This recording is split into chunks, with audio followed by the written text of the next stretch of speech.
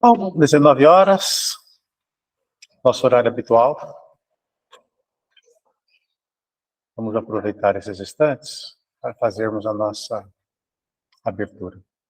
Assim, nós convidamos a todos os encarnados e desencarnados para que juntos possamos elevar o nosso pensamento a Deus, a Jesus. Jesus é o nosso mestre, amigo. É aquele a quem o Pai Celestial confiou a direção, a condução, a orientação desta humanidade. E é por isso que nós nos dirigimos a vós, mestre querido, a fim de rogar que nos abençoe a oportunidade do trabalho e do aprendizado. Auxilia-nos através dos benfeitores espirituais, irmãos responsáveis por este trabalho, e também a todos aqueles que aqui compareceram nesta noite, irmãos visitantes, instrutores espirituais, e tantos outros que aqui se fazem reunidos em teu nome.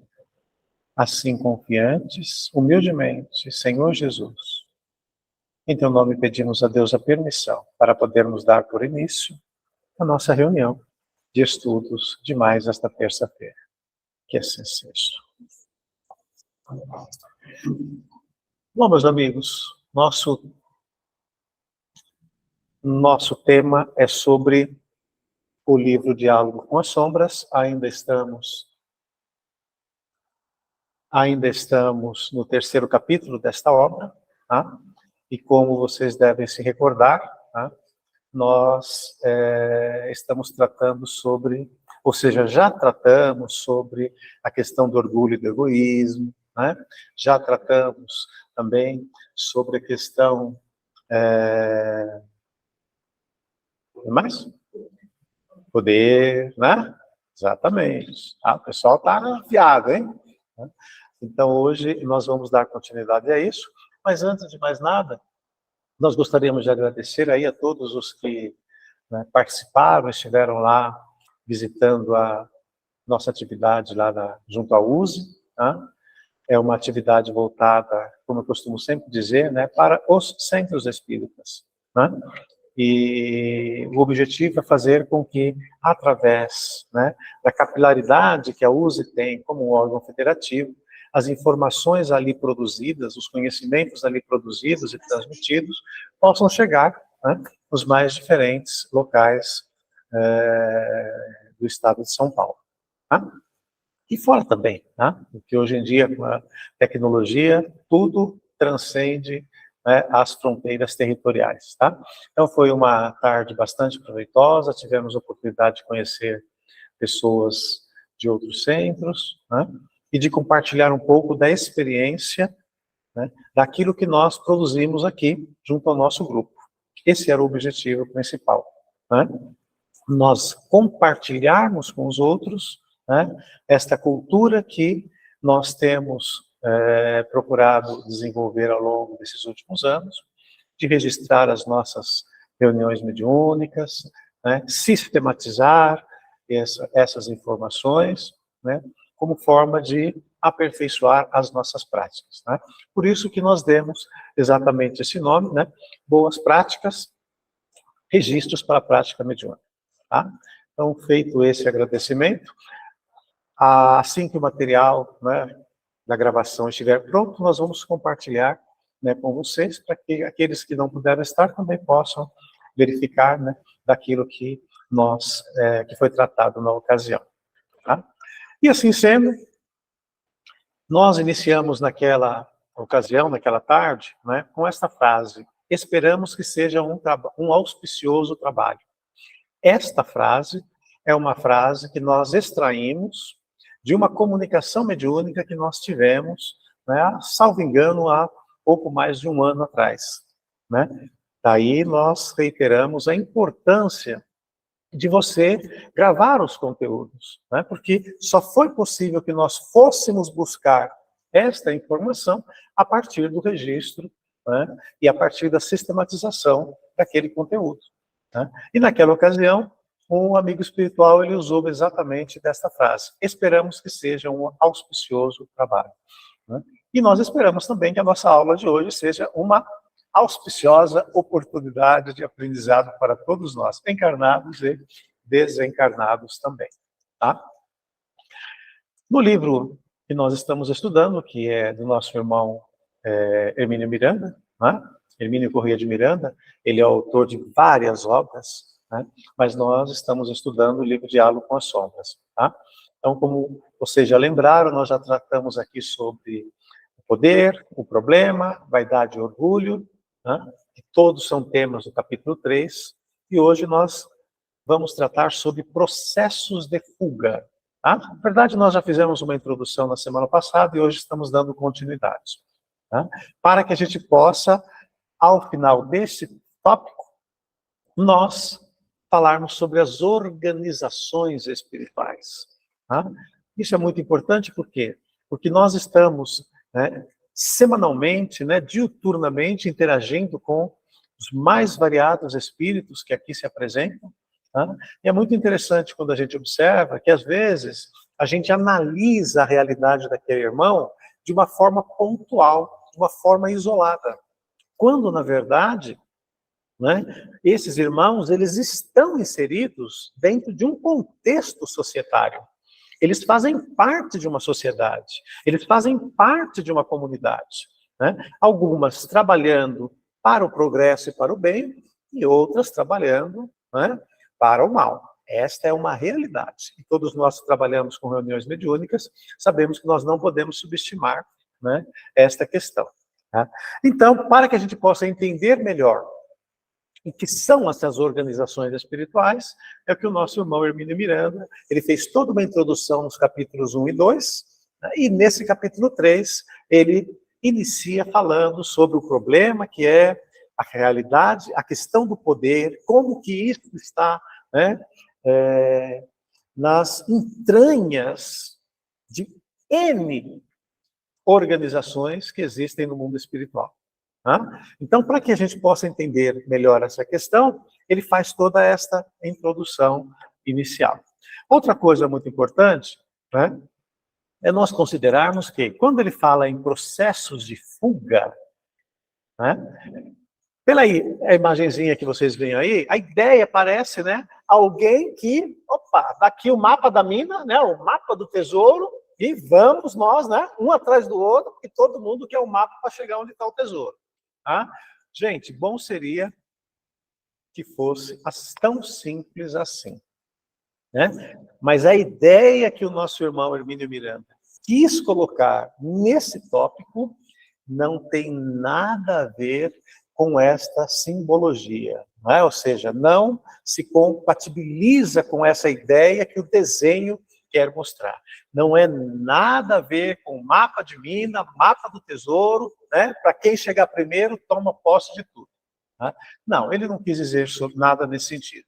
Ele quis dizer que, quando a gente fala em processos de fuga, né, ele estava se referindo àqueles casos em que a pessoa, procurando defender-se, usa do quê, gente? Usa do ataque, da agressão e maltrata. Então ele quis dizer que, na verdade, o processo de fuga aí é de si mesmo. É um processo interno que faz com que a pessoa, para que ela não reconheça aquilo que ela sabe que está dentro dela, ela prefere usar da violência contra o outro. Por isso que ele fala, né? Tentando, né, defender-se. Então, antes de ser uma agressão, porque a gente normalmente vai olhar primeiro para a agressão. Antes de ser uma agressão, é um processo de autodefesa. Mas só que a pessoa, para se defender, ela usa da violência contra o outro. Por isso que ele vai dizer, né, que é muito importante você entender aquele fantasminha. Né? Entendendo-se por aquele fantasminha, né, esses irmãos que estão nos bastidores da vida material. Né? É muito importante que nós possamos entendê-los, porque se você não conseguir entendê-los, você não terá condições de auxiliá-los. Tá? Uma coisa acaba sendo consequência da outra. E ele vai dizer que quando nós começamos a nos debruçar sobre a análise do perfil psicológico, das ações que são desencadeadas por esses irmãos, né, acontece uma coisa muito interessante. A gente começa a descobrir, né, que eles usam desse expediente tentando cicatrizar as suas próprias feridas. Sabe aquela história que você não pode parecer que você é fraco, né? Você não pode parecer que você é frágil. Então, você tem que se impor sobre o outro do jeito que você puder. Então, é como ele está dizendo, né? Muitos desses irmãos tentam cicatrizar as próprias feridas da alma, e por vezes são feridas que se perdem em N encarnações, né? Muitas vezes tentando cicatrizar as próprias feridas, eles usam o expediente do quê, gente? Exatamente esse, de abrir ferimentos nos outros. Então, é mais ou menos assim, olha, eu não consigo resolver o problema comigo. Então, o que eu vou fazer? Eu vou deixar o outro igual a mim. E assim nós ficamos todos iguais. Né? Então, eu não consigo ser feliz como o outro é feliz. Então, o que eu tento? Tirar a felicidade do outro. Então, muitos processos obsessivos não têm a ver, né, com algo que eu fiz de ruim para aquela pessoa, não é uma questão pessoal. Muitas das vezes, o que está por trás daquele processo obsessivo é exatamente esse ponto que o Hermínio Miranda está destacando. Ou seja, aquele espírito não consegue ser feliz, então, como ele não consegue ser feliz, ele tenta tirar a felicidade do outro. Tá? E aí é que ele diz, tá, que nós não podemos considerar esses irmãos, entendeu, como sendo monstros, como sendo irrecuperáveis. Porque se nós partirmos dessa premissa de que é uma criatura de Deus, mas ela é irrecuperável, nós perdemos toda a nossa capacidade de auxiliar. Então ele fala, olha, eles tentam cicatrizar as suas feridas, causando sofrimento para o outro, mas são filhos de Deus. E não há filho de Deus que seja irrecuperável.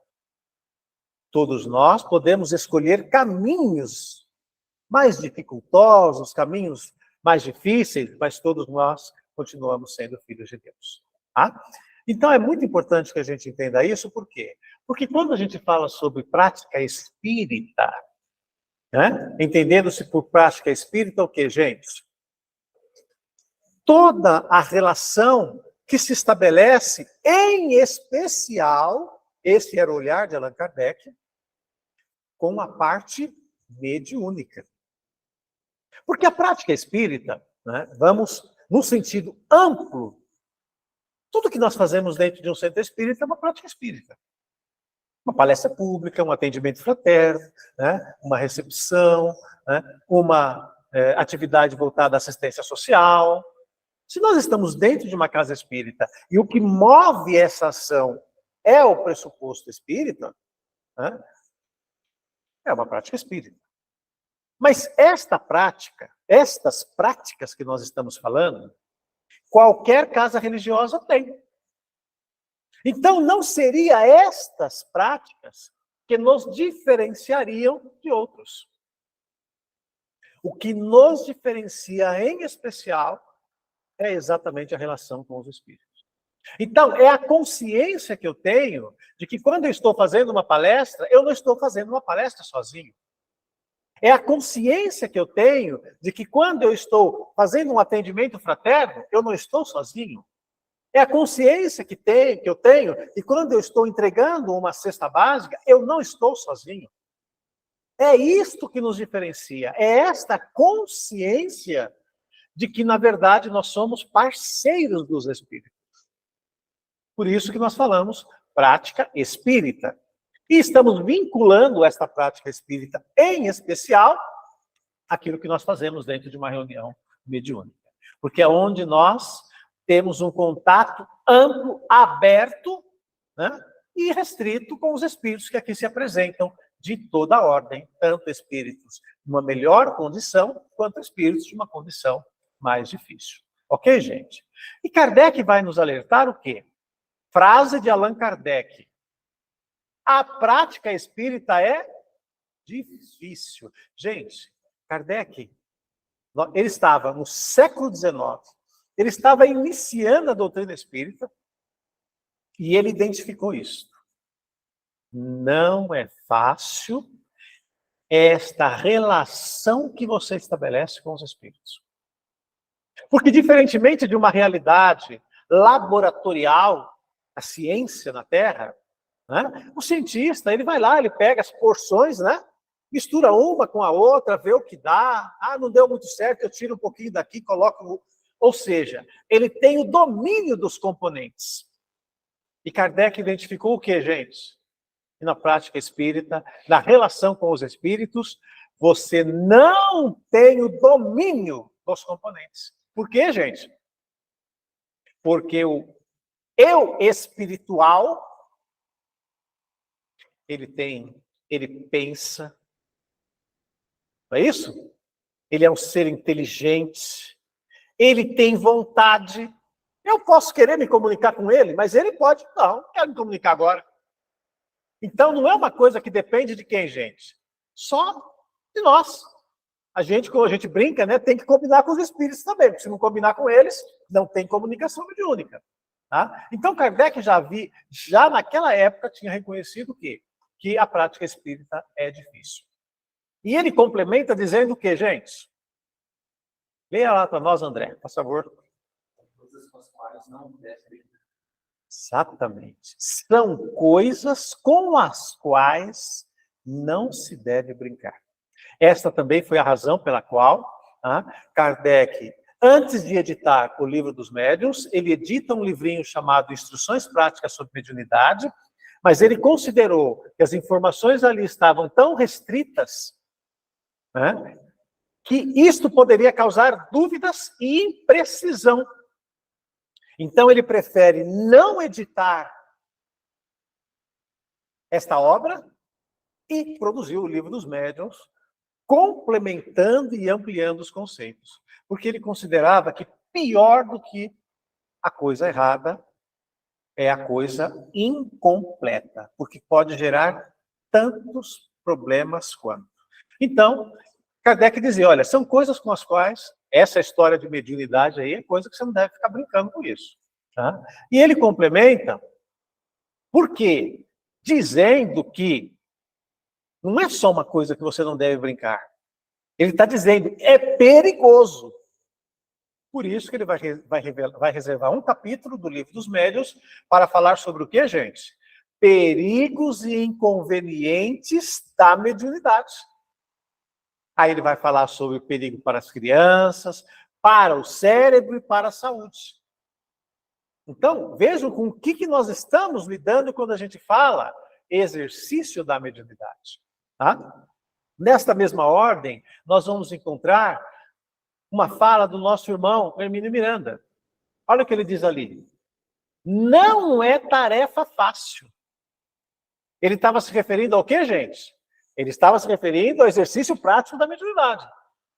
E o que ele está dizendo tem a ver com o que Kardec já havia dito? Totalmente. Ele vai na mesma linha que o nosso irmão Allan Kardec já havia traçado lá no século XIX. Tá? Lembrando que o livro Diálogo com as Sombras é um livro do século XX. Tá? Então, ele vai dizer que não é tarefa fácil.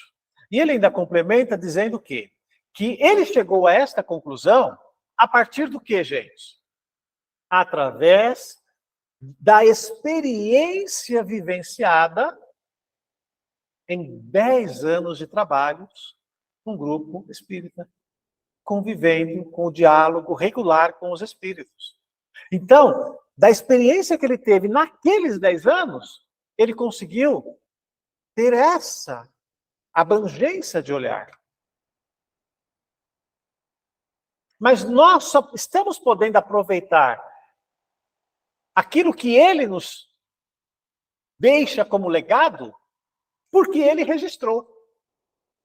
Porque se ele tivesse simplesmente vivenciado as experiências e, como diz, né, palavras o vento leva, e não tivesse falado nada para ninguém, nós não teríamos o que estarmos estudando aqui hoje.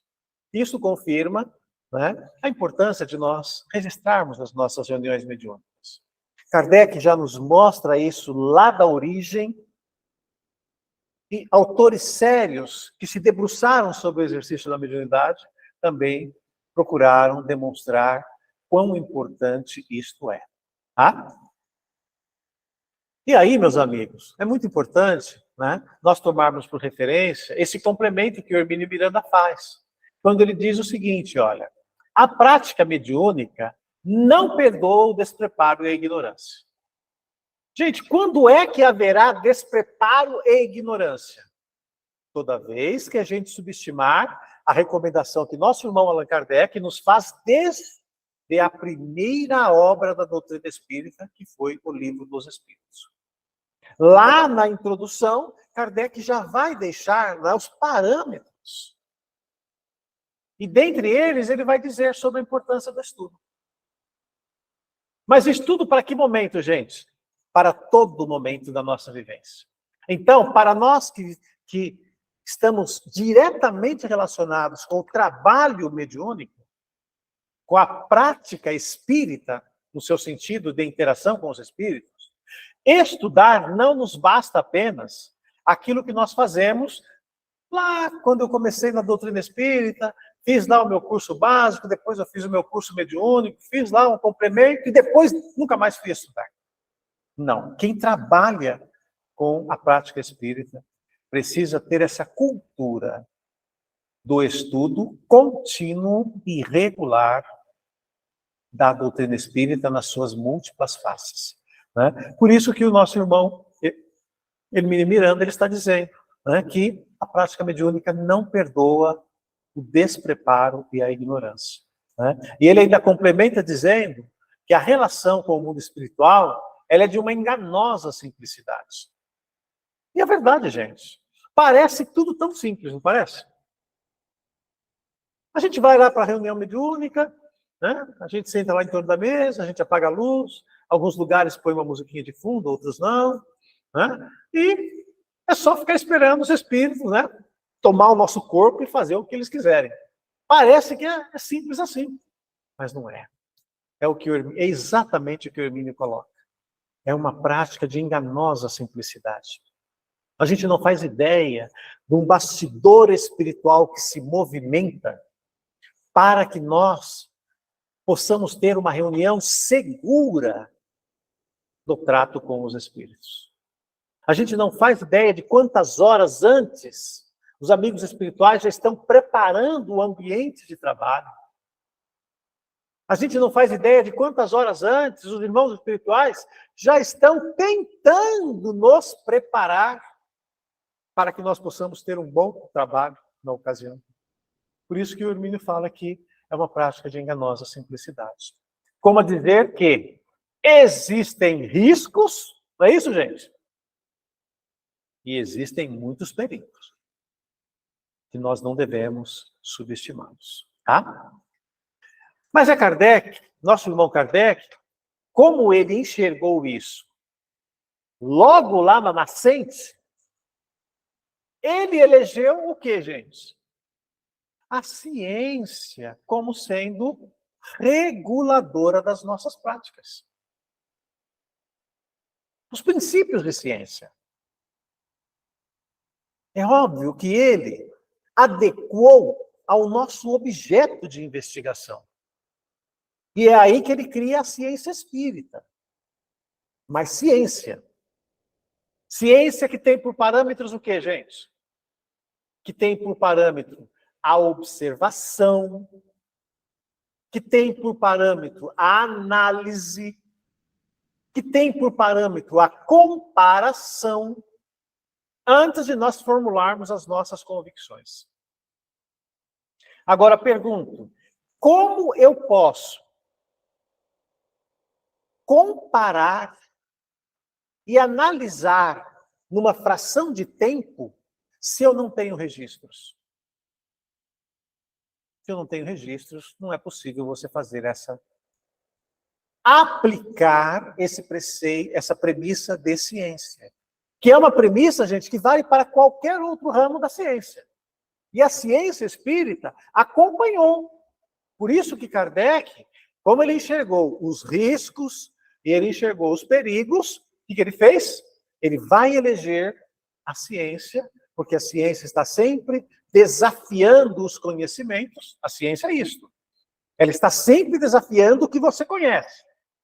E é interessante que quando a gente chega lá na frente, a gente descobre que, eu pensei que conhecia, e a gente descobre que não conhecia quase nada. Tá? Então, Kardec elege a ciência, porque a ciência tem essas premissas essenciais para todos nós, que lidamos com a prática espírita. Observar, analisar, comparar, para afirmar as nossas convicções. É o mínimo que nós devemos fazer quando nós lidamos na relação com os espíritos. Tá? E é essa ciência que vai dizer o que para nós, gente? É essa ciência que vai dizer aquilo que a gente pode fazer na relação com os espíritos. É ela que vai dizer aquilo que a gente deve fazer. Eu costumo dizer que a coisa mais importante não é nem a que a gente pode e nem aquilo que a gente deve. Eu costumo dizer que a coisa mais importante no trato com os espíritos é aquilo que nós não devemos fazer. Porque, gente, onde dá problema no trabalho mediúnico? Quando a gente faz aquilo que a gente não deve. O problema não está, gente, quando a gente faz aquilo que a gente pode e a gente faz aquilo que a gente deve. O problema dá quando você faz aquilo que você não deve fazer. Aí é que dá problema. Por isso que eu costumo dizer que entre aquilo que a gente pode e aquilo que a gente deve, a coisa mais importante não está nem num nem no outro. A coisa mais importante está naquilo que eu sei que eu não devo fazer. Porque o problema vai surgir exatamente daí. Tá? E é nesse sentido que quando Kardec elege, né, a ciência como parâmetro de estudo dos nossos fenômenos, entendeu? Ela vai dizer aquilo que ela não recomenda na prática espírita. O que o Espiritismo não recomenda? Entendendo-se por Espiritismo, o que a ciência espírita não recomenda, entendeu? Como prática. Por exemplo, as chamadas práticas simultâneas. Né? Nós sabemos que em muitos lugares é cultural isso ainda. Né? Sabemos até que em muitos lugares, né, é a condição que se tem. Então não se segue daqui uma crítica do que um faz do que o outro faz. Mas sim de nós firmarmos a nossa exposição naquilo que a doutrina espírita recomenda. E a doutrina espírita, com base nesses parâmetros de segurança, é que ela não recomenda as práticas simultâneas das comunicações mediúnicas. Por quê? Porque a doutrina espírita prima pela qualidade. E muitas das vezes a quantidade simultânea depõe em detrimento da qualidade. E às vezes até mesmo em questões muito importantes e sensíveis. Como, por exemplo, o que acontece com o médium no transe mediúnico. Todos nós sabemos que o médium no transe mediúnico, ele está interagindo com conteúdos psíquicos muito sensíveis. Por isso que nós falamos em transe. E esses conteúdos sensíveis muito específicos e sensíveis, tanto são conteúdos psíquicos dele próprio, como do espírito comunicante. Conteúdos dele próprio, que por vezes são acionados involuntariamente, para que o espírito comunicante possa ter uma gama maior de informações, de patrimônio no campo mental do médium, para poder oralizar o seu pensamento. e conteúdos psíquicos importantes do próprio espírito comunicante, que você não sabe quem é aquele espírito, as vivências que ele tem, você não sabe os traumas que eventualmente ele tem. Então, o médium, na relação mediúnica, ele está interagindo com esses conteúdos, tanto dele próprio quanto do espírito comunicante. E nós costumamos dizer que o médium tem que ter controle, não é isso, gente? Ele não pode permitir, né, determinados arroubos do espírito comunicante, né, no sentido do gesticulário, né, de se levantar, bater na mesa, gritar. Tem que haver uma modulação disto, não é? Então, a gente coloca essa responsabilidade nas costas do médium. Porque é do médium que eu cobro quando acontecem essas questões, não é isso? Só que a gente se esquece do quê? Que o médium não trabalha sozinho. E o médium precisa do quê, meus amigos? Apoio. É muito mais fácil para o médium quando ele tem apoio de um grupo. Mas quando falta esse apoio, não tenha dúvida. Dependendo do espírito comunicante, você pode ter muitos perigos pela frente. Então, é uma consciência que nós devemos ter, que quando a gente fala no médium, dentro de um grupo mediúnico, o médium conta com o apoio vibracional dos irmãos que estão ali. E é muito importante que a gente entenda isso, porque às vezes, irmãos que não têm a faculdade ostensiva e estão participando de uma reunião mediúnica, às vezes eles acham que não estão servindo para nada. Por quê? Porque os espíritos não falam por ele, os espíritos não escrevem por ele não vê ninguém, então ele acha que ele não tem utilidade. Mas é porque ele não tem a consciência e a compreensão de quanto apoio vibratório o médium que está se comunicando precisa dele. Então é muito importante que a gente tenha a consciência disso. E o que acontece quando nós falamos em comunicações simultâneas? O que acontece é simples, meus amigos. Se você tem um grupo de pessoas e você tem 3, 4 médiums dando passividades ao mesmo tempo, pergunto para vocês, para quem que você vibra? Você vibra para o A, você vibra para o B, você vibra para o C, você vibra para o D. Então, a gente acaba, né, dividindo a força de apoio.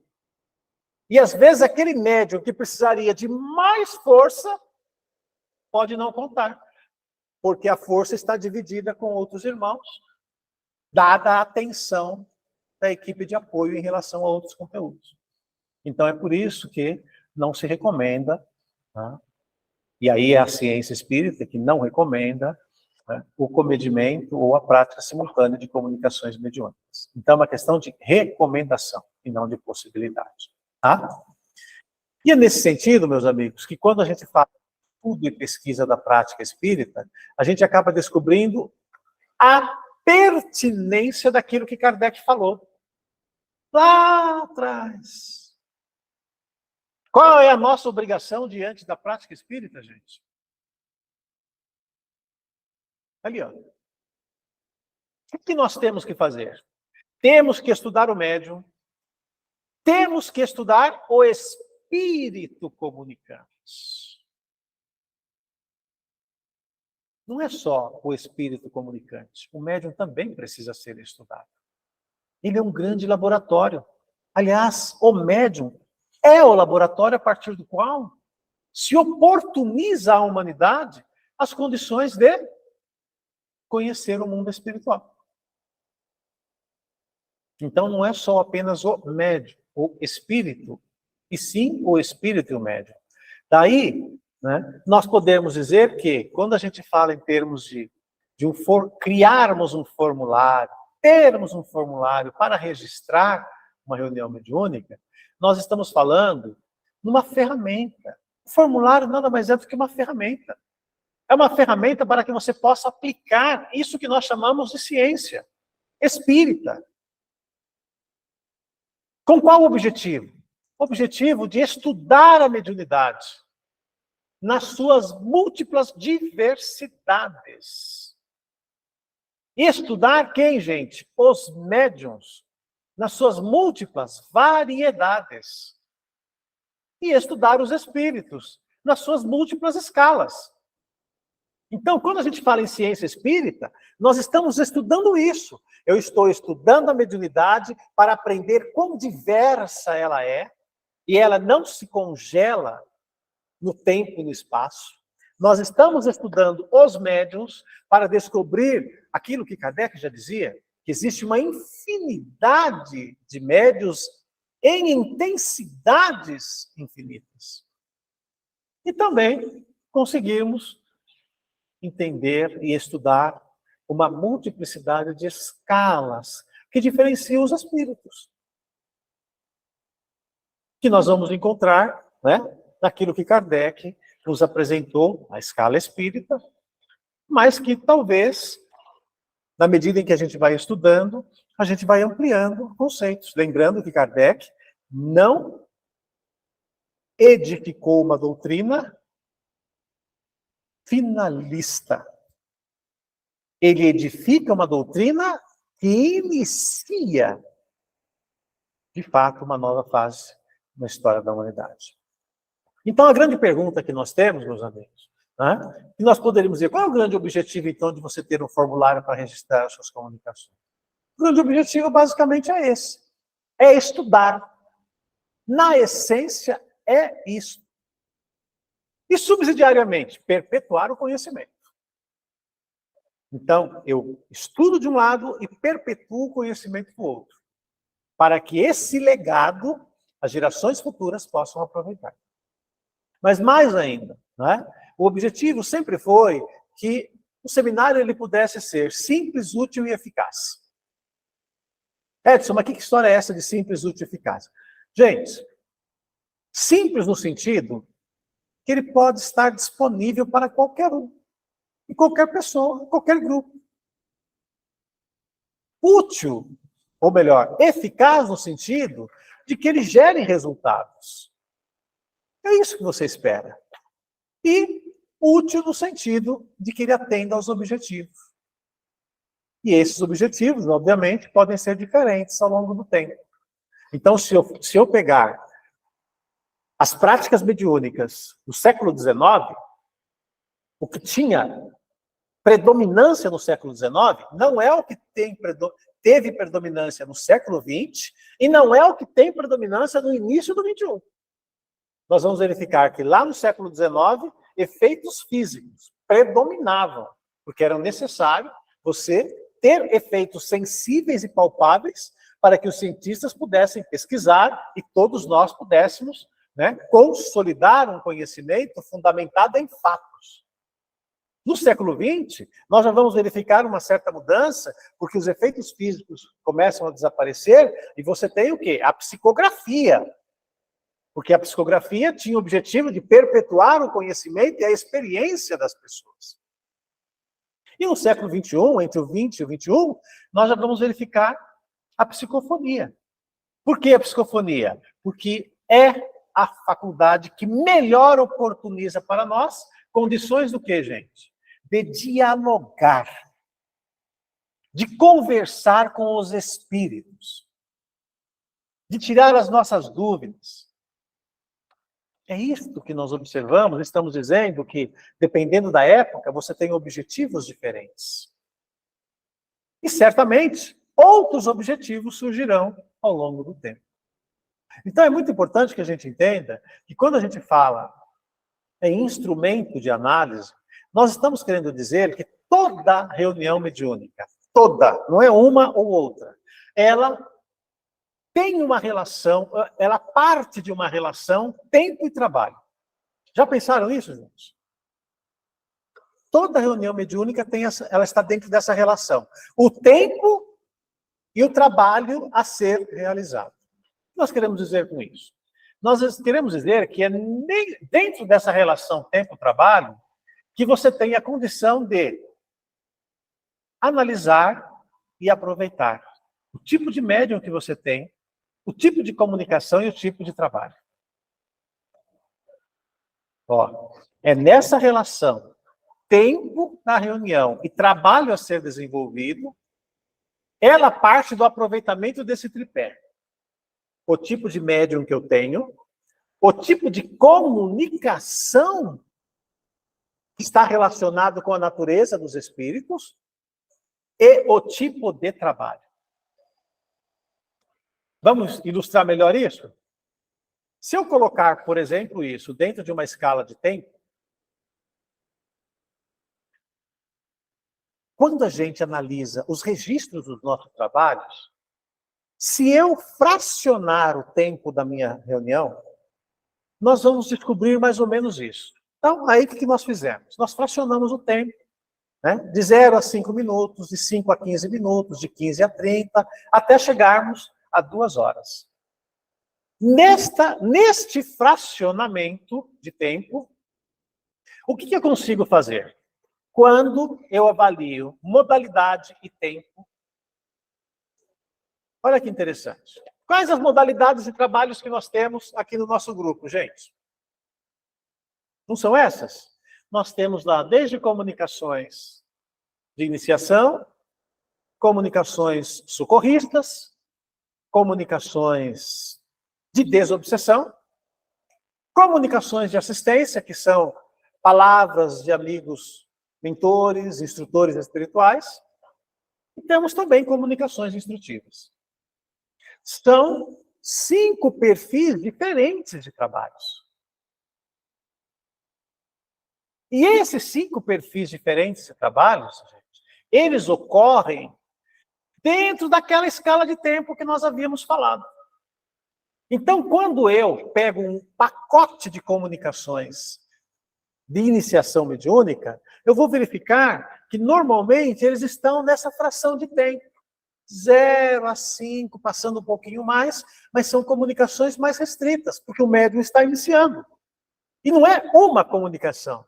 Um conjunto, a análise de um conjunto de comunicações é que mostra isso para mim. Assim como, quando eu pego outro pacote de comunicações, a gente consegue verificar que as nossas comunicações socorristas, aqueles espíritos que desencarnaram, não sabem que desencarnaram, ou que saibam, mas precisam de orientação, normalmente ocorrem nessa faixa de tempo, de 5 a 15 minutos. E as comunicações de desobsessão? Normalmente estão nessa faixa de tempo de 15 a 30 minutos. Elas são comunicações mais elaboradas, demoram mais, você precisa, né, de todo um trabalho, entendeu? Que despende maior tempo. Tá? E as comunicações assistenciais ou de instrução espiritual está nessa faixa de tempo aí de 30 a 45 minutos, e as comunicações instrutivas acima de 1h30, de uma hora, 1h30. Como é que eu consigo chegar nesses números? Eu consigo chegar nesses números quando eu analiso o conjunto das comunicações que nós temos. E aí você começa a verificar que, de fato, a maioria das comunicações de desobsessão que você tem está naquela faixa temporal, de 15 a 30 minutos. Às vezes um pouquinho menos, mas via de regra, ela está dentro dessa faixa de tempo. Tá? Entenderam, gente? Ficou claro? Outra coisa importante, né? Isso só é possível quando você analisa os registros que você tem. Ah, Edson, mas a gente não precisa de registro, porque é só a gente mesmo que está aqui. A gente está aqui agora. Daqui a 50 anos nós não estamos mais aqui, e aqueles que estiverem no nosso lugar não terão parâmetro de referencial de como as nossas reuniões eram organizadas. Porque nunca você registrou nada. Ele não consegue nem analisar. Ah, por que você programa uma reunião de 45 minutos e não de 1 hora? Por que você, para uma reunião instrutiva, você faz uma reunião de 2 horas e não de 1 hora? Não pode ser de 1 hora também? A análise, tempo, trabalho é que vai determinar para você qual é a organização que você vai dar para o seu trabalho. Tá? Mas eu ainda posso aproveitar, e dentro dessa relação aqui, se eu separar em médiuns, então, a letrinha A é um médium, a letrinha B é outro médium, a letrinha C, e assim sucessivamente. E eu for analisar, Kardec não falava que a gente tem que analisar o médium, gente? Então, Se eu for analisar o médium, então eu vou verificar, né, que a minha letrinha A é um médium que está iniciando e a faixa de tempo de comunicação dele oscila ali 0 a 5, um pouquinho mais. O B já é um médium que já tem um pouco mais de experiência e a faixa de tempo que ele das suas comunicações é de 5 a 15. E assim sucessivamente, cada letrinha, vocês vão verificando, dentro de uma escala de tempo, aqueles que alcançam determinada faixa de tempo comunicação. Então, tá ali, ó. A letrinha B, ou seja, a letrinha A, ela alcança o tempo de uma comunicação socorrista, gente, pelo que vocês estão vendo no gráfico? Não, né? Porque no perfil dos trabalhos que você tem aqui, nós estamos falando do nosso grupo, as comunicações socorristas estão normalmente naquela faixa de tempo para mais. E assim vai acontecendo com todos os outros médiums, né? O médium B ali, sinalizado com a letrinha B, ele alcança facilmente o tempo de uma comunicação socorrista, mas ele não alcança o tempo de uma comunicação de desobsessão. Para que serve isso para mim, gente? Porque se isto é uma característica desse médium, pergunto, ele é o médium mais apropriado se eu for inaugurar um trabalho de desobsessão? Não, por quê? Porque é uma característica ainda da mediunidade dele, ele não alcança aquele tempo que comumente há para as comunicações de desobsessão no seu grupo. E a mesma coisa nós vamos encontrar com os outros médiums. Olha lá, nós temos lá o médium F, né? Que ele alcança aquela faixa de tempo das comunicações assistenciais, mas ele não alcança aquela faixa de tempo das comunicações instrutivas. Então, significa dizer que ele pode ser um médium que não apenas não tem um perfil para comunicações instrutivas, como ele não tem elasticidade para sustentar uma comunicação naquela faixa de tempo de uma comunicação instrutiva. E assim sucessivamente, nós vamos verificar com todos os demais médiums. Então, significa que quando eu analiso o médium em termos de elasticidade, de sustentação de tempo de comunicação, eu já consigo ter uma clareza para saber que médium é apropriado para determinado tipo de trabalho. Então, se eu tenho médiums que apenas alcançam aquela faixa de tempo, né, de 0 a 15 minutos, talvez eu tenha que tomar o cuidado se eu tenho a pretensão de ter um trabalho de desobsessão para assistir determinados espíritos. Porque talvez aquele meu médium, os meus médiums, não tenham elasticidade suficiente para comunicações mais longas. E aí o que acaba acontecendo? O médium não consegue sustentar a comunicação. Então, por isso que é importante, quando Kardec dizia, a importância de você estudar o médium. Não só para você estudar o perfil das suas comunicações, mas também para você estudar a elasticidade de tempo, trabalho que cada médium tem. Eu só consigo fazer isso quando eu pego um médium e eu analiso, né, a estatística do tempo das comunicações de cada um. E aí eu estabeleço uma média. Então eu pego o médium A, pessoal, olha, numa sequência de 30 comunicações, todas as comunicações dele ficaram dentro dessa faixa de tempo. Isso é mutável, isso é dinâmico, mas dentro daquela faixa de tempo, aquele irmão ainda está resumido a 15 a 30, de 15 a 20, de 10 a 20, assim sucessivamente. Aí a gente começa a ver como que é importante você ter registros para você analisar questões simples, e aí você poder delimitar que médium você emprega dentro de um trabalho. Significa que a partir de então, não é mais uma questão pessoal. Então, eu não inauguro um trabalho e chamo só aqueles que são meus amigos. Eu inauguro um trabalho mas eu vou chamar aqueles que atendem às condições para os objetivos que eu tenho. A gente despersonaliza a organização de um trabalho mediúnico. Não só por quem é mais amigo do dirigente, mas sim por aquele que, de fato, tenha melhores condições nessa relação tempo e trabalho. Mas eu posso também, dentro dessa questão, começar a observar que aí eu encontro essa explicação que Kardec vai dar lá no capítulo 16 do Livro dos Médiuns, quando ele vai falar nos médiuns positivos, flexíveis e explícitos. Que é onde ele está falando, em especial, os médiuns que têm maior condição, né, ou seja, que via de regra, as comunicações deles são mais precisas, são mais detalhadas, são mais completas, né? O médium tem maior elasticidade. Que são essas definições aí, médium positivo, flexíveis e explícitos. E às vezes o médium não tem essa característica. Então significa que eu não devo empregá-lo em trabalhos que demandam, por exemplo, essa flexibilidade. Então, se eu não tenho um médium, por exemplo, médiuns para evocações, que é um perfil que Kardec apresenta no capítulo 16. Se eu não tenho médium com essa característica, pergunto para vocês, devo inaugurar um trabalho para evocações, gente? Exatamente. Não devo. Por quê? Porque eu não tenho a ferramenta apropriada. Tá? Ou seja, a instrumentação apropriada para aquele tipo de comunicação. É por isso que eu posso ter um excelente médium para desobsessão.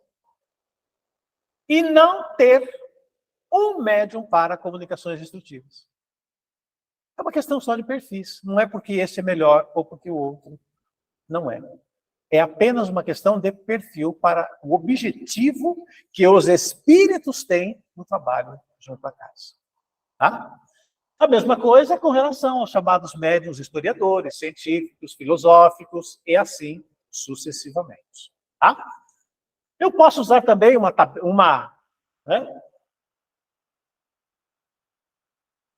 gráfico, gente. Isso aí foi invenção minha, tá, gente? Eu que não tinha o que fazer, comecei a pensar como é que eu podia ilustrar uma ideia que eu tinha. Tá? E aí, quando eu pego essa relação trabalho e tempo, toda reunião, toda comunicação mediúnica passa por isso que nós estamos falando. Ela tem uma primeira fase, que eu costumo dizer, é a fase do conhecimento. É aquele momento que eu, dirigente, eu, dialogador, estou conversando com o espírito, mas não entendi bem ainda, né, qual é a situação daquele irmão. É a fase do conhecimento. Quando eu ultrapasso essa fase do conhecimento, vem exatamente a fase do quê, gente? A fase da orientação. É aquela fase em que você vai aproveitar o conhecimento que você firmou na fase anterior. E chega um momento que você vem para a fase de encerramento. Toda comunicação tem essas três fases. Mas tem uma coisa muito interessante que às vezes a gente não se apercebe, que é exatamente o quê? A fase do conhecimento, gente, é a fase que você tem que ser comedido na palavra. Por quê, gente? Porque se você falar mais que o espírito, você não vai conseguir entender o que é o espírito, a realidade do espírito. Então, quando eu falo, né, que a gente tem que ser comedido na palavra, significa eu dizer, né, o irmão tem que falar mais para eu entendê-lo. Porque se eu falar mais para ele sem entendê-lo, eu não vou ser eficaz na fase da orientação. A fase da orientação é onde você tem que ter a sabedoria da palavra. Você tem que usar a palavra certa. E ela está diretamente relacionada com o conhecimento que você teve antecedente. E chega um momento que você já usou a palavra certa. Então você tem que ter a caridade da palavra. Por que caridade da palavra no encerramento, Edson? Porque quando você prolonga uma comunicação além do necessário, não é bom negócio para o médium. Entenderam? Por isso que nós estamos dizendo né, que são 3 fases diferentes, mas que têm entre elas esses 2 pontos críticos, que é a transição entre o término da primeira fase e o início da segunda, ou seja, se eu iniciar uma orientação antes de entender o espírito, vai dar certo, gente? Ou seja, eu atropelei. Eu não cheguei no ponto ainda de começar a orientar. Mas e se eu passar do tempo? Eu já entendi o espírito, mas eu não entro nos finalmente. Significa o quê, gente? Eu estou gastando tempo. E tempo em comunicação mediúnica é energia despendida. Então, a experiência vai dando para nós a sabedoria de entender o tempo exato de terminar uma coisa e começar outra. E o final também é igual. Por isso que nós dissemos, se nós não tomarmos o cuidado, o que acontece é isto, ó. Se ali no ponto inicial eu perder aquele time, eu posso ter informações equivocadas ou incompletas. E se eu tenho informações equivocadas e incompletas, vou orientar de forma imperfeita. E se eu passar do ponto lá no final, gera desgaste energético. Quem é médium sabe o que eu estou dizendo. Quando você passa do tempo de uma comunicação, o médium começa o quê, gente? No primeiro ponto ali, compromete a assistência, e no segundo ponto, causa sofrimento para o médium. Então, é um gráfico que permite que você possa enxergar nuances de um trabalho mediúnico, mas que você precisa de informações. Por isso que registrar e analisar as informações é algo tão importante. Então, meus amigos, nós queremos dizer que a prática mediúnica precisa de uma análise contínua. Não é um dia. Você precisa estar analisando as suas comunicações todos os dias de trabalho. E você precisa ter esse registro, porque em algum momento você vai precisar daquela informação. E é sempre interessante que a gente sempre tem dor de cabeça quando a gente precisa informar, orientar alguma coisa e não tem onde sustentar a sua argumentação. Às vezes é o caso, por exemplo, de você suspender um médium do trabalho. É porque você quer? Não, gente. É porque às vezes é necessário. Mas se eu não tenho nenhuma informação, o médium nunca aceita que é necessário. Ele acha que é voluntarismo do dirigente. Porque ele não acha necessidade, ele acha que está tudo certo. Agora, quando você tem, olha, é o caso, por exemplo, quando você tem, por exemplo, um médium obsidiado, em que todas as comunicações dele estão dentro de um padrão notoriamente, entendeu? De uma influenciação obsessora. Aí você fala assim, mas como é que você pode identificar isso? Se você não tem registro, você não consegue. Mas se você tem registro, você começa a verificar comunicações absolutamente iguais, que não mudam, sai do nada e chega em lugar nenhum. E às vezes isso é uma consequência do quê? O médium está sob uma fascinação. E se o dirigente vai falar isso para o médium não acredita. Agora eu pergunto, e se você, dirigente, tiver o extrato das comunicações, mostrando pontualmente aonde estão as fascinações? Muda de figura, gente? Muda muito de figura. Então foi por isso que Kardec elegeu a ciência espírita para ser uma reguladora das nossas práticas. Mas nada disso funciona se nós não tivermos registros para fazer o que mesmo, gente? Premissas lá da ciência. Observar, analisar, o que mais? Comparar e fundamentar. Ok, meus amigos? Ficou claro essa exposição? Então, tá bom. Se não há dúvidas, eu costumo dizer que só pode ser 2 coisas, gente. Ou ninguém entendeu absolutamente nada, né? Ou então, o pessoal falou assim, olha, já deu tempo da aula, vamos para a segunda parte. Que Jesus nos abençoe, nos ampare. Vamos fazer a nossa prece de encerramento. E assim, meus irmãos e irmãs, ao término dessa pequena participação, nós agradecemos a Deus e a Jesus, a assistência dos benfeitores espirituais que aqui estiveram conosco, e a quem, Senhor, nós só podemos dizer muito obrigado. Que a vossa paz possa permanecer em nosso coração, e que na continuidade dos trabalhos da noite, nós possamos nos colocar como um humilde instrumento, um útil instrumento nas vossas mãos. Assim, agradecidos que somos por tudo, em teu nome pedimos a permissão para darmos por término nossa reunião de estudos, a primeira parte dos nossos trabalhos da noite. Que assim seja.